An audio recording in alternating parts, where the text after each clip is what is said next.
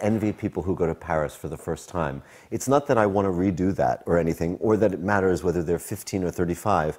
It's having that experience for the first time. Nothing can ever be the same as it was the first time. So whether you come into something at 15 or 50, doesn't really matter, but I think it's that first time that's really always the most magical. I think perfection's an ideal. I don't think you can ever really achieve it. There's always something to do.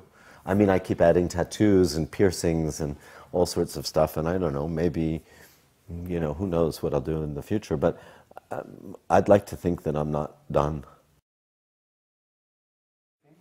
Drinking. Alcohol? Yeah, smoking's the best. Smoking and sleeping are the two best things in the world. There are certain exercises that are more difficult to do. I mean, like running for me is really hard because, first of all, I don't like to run, and second, yeah, my smoking habit I think probably makes it even more difficult. But I just like going to the gym, and lifting weights isn't really so cardio. That was the stupidest thing I've ever heard because, first of all, I was never a fat heroin addict. I was a skinny heroin addict, and I got over that, luckily. But I was never fat. I was fat when I stopped doing drugs, not fat while I was doing drugs. I don't know anyone who's fat when they're doing drugs. I mean, luxury is anything you don't need. I mean, we need food, clothing, shelter, right? So food, water, clothing, shelter.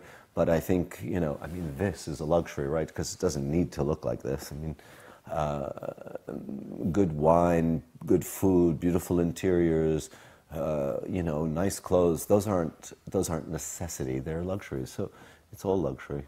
I mean, it would be a wonderful thing to have a private jet all the time. I mean, I know people who fly by private jet all the time, like Larry Gagosian, who is a big art dealer.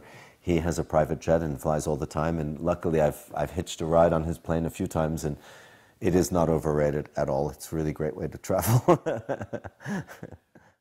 I think, I don't know, I mean, I spend quite a bit of time doing press. I spend a couple of hours each day at the gym. I spend many, many hours in the office, many weekends, many nights working on the shows. I'm always, I mean, I would say often, most often thinking about work. Most of my friends are somehow related to work, even if they're in different professions. There's a kind of a shared, I don't know, creative kind of approach to things. And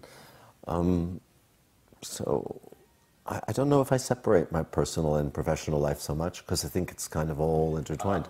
Boundaries have been sort of blurred, and I think it's so unnecessary to put things in these boxes. And I mean, Andy was very much about this kind of concept. And in fact, Interview, for the anniversary of Andy, had me, you know, as Andy on the cover, and it was Glenn's idea to put me there because of this collaboration with Takashi and with Richard.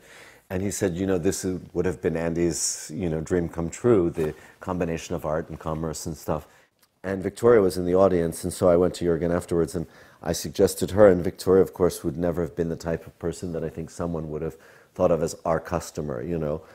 And Victoria liked the idea very much, and she was totally into it. And then I said to Jürgen, let's make these shopping bags and these boxes, and let's kind of treat Victoria like it. And she was in on it. It wasn't that she wasn't aware of it. He said, like she's a kind of product, you know, because she is. She's created herself.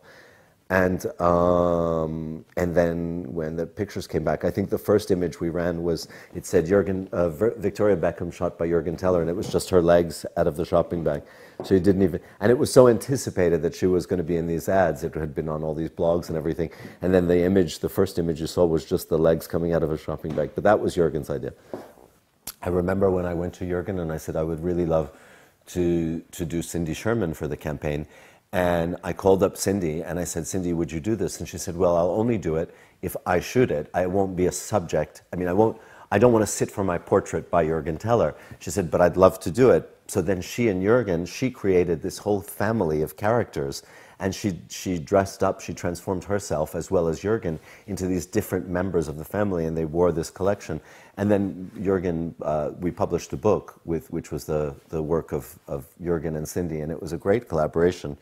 And I don't know why I brought that up. Oh, we didn't sell anything. I mean, they were, you know, nobody would look at those ads and say, I want to look like that. I mean, nobody. They wouldn't run to the store to buy the dress, the sweater, the shoes, or anything. Because, I mean, there was one, I remember the one in Los Angeles. It was a huge billboard, and Jürgen and Cindy were dressed as this old, horrible suburban couple, you know, like sitting on a bench like that. They, and you know, there it said Marc Jacobs, and I can't imagine anyone would run to the store to buy the sweater, you know, because of the way these people looked. I like things that are wrong or imperfect, or that people may not necessarily look at as you know, an ideal beauty or something.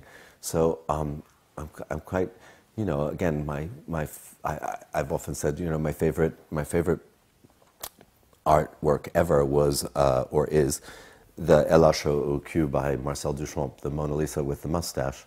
And I kind of, again, I love, well, I mean, I'm a big believer in the whole Duchamp sort of thinking, you know, the idea of the urinal as a piece of art. There was a sweater we were looking at the other day, and I really didn't like it, and it sold very, very well, and so it keeps getting shown to me as this thing that, like, oh, this was very commercial. And every time I see it, I cringe, because I just think, I don't want to do things like that. I don't feel proud of them.